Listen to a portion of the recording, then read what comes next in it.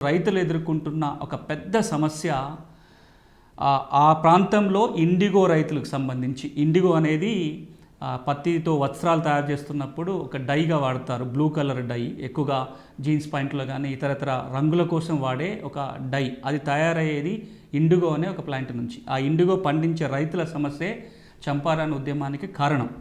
అక్కడ ఏం జరిగింది అంటే తీన్ తికాయత్ అని ఒక వ్యవస్థ ఉండేది. అంటే మనం ఇక్కడ ఎట్లయితే ఎకరం అంటామో అక్కడ బీగా అంటారు. బీగా అంటే ఇక్కడ దాదాపుగా ఒక ఎకరంతో సమానం. బీగాలో 20 భాగాలు ఉంటాయి. 20 తిక్కా తీకాలు అంటారు. అంటే 20 గుంటలు అనుకుందాం మనం. ఒక ఎకరంలో 20 గుంటలు ఉంటే 20 గుంటలు కనుక కౌలుకు తీసుకొని వ్యవసాయం చేస్తున్నప్పుడు ఆ 20 గుంటల్లో కనీసం 5 గుంటలో 3 గుంటలో తప్పకుండా ఇండిగో పండించాల్సిందే. కౌలుకు భూమి తీసుకున్న వాళ్ళు ఎవరైతే ఉంటారో, ఎందుకంటే అప్పట్లో ఉన్న వాళ్ళ రైతులందరిలో 95% పైగా కౌలు రైతులే. అక్కడ ఉన్న జమీందారుల నుంచో ఇంకో పెద్దవాళ్ళ నుంచో ఇతర భూస్వాముల నుంచి భూముల్ని కౌలుకు తీసుకొని వ్యవసాయం చేసి బతకాల్సింది తప్ప సొంత భూములు ఉన్న రైతులు చాలా చాలా తక్కువ.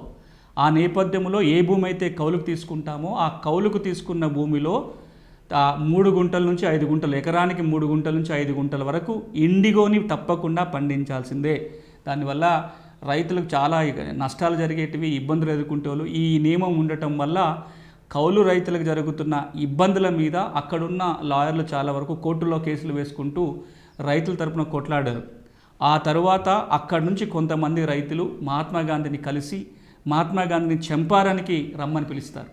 మీరు ఆ చంపారన్ రైతుల తరపున కూడా పనిచేయాలని కోరితే నేను వారి సమస్యలను స్వయంగా తెలుసుకున్న తర్వాత మాత్రమే దీని గురించి మాట్లాడతానని 1917 ఏప్రిల్ 10వ తారీఖున మహాత్మా గాంధీ చంపారణ్లో అడుగు పెడతాడు.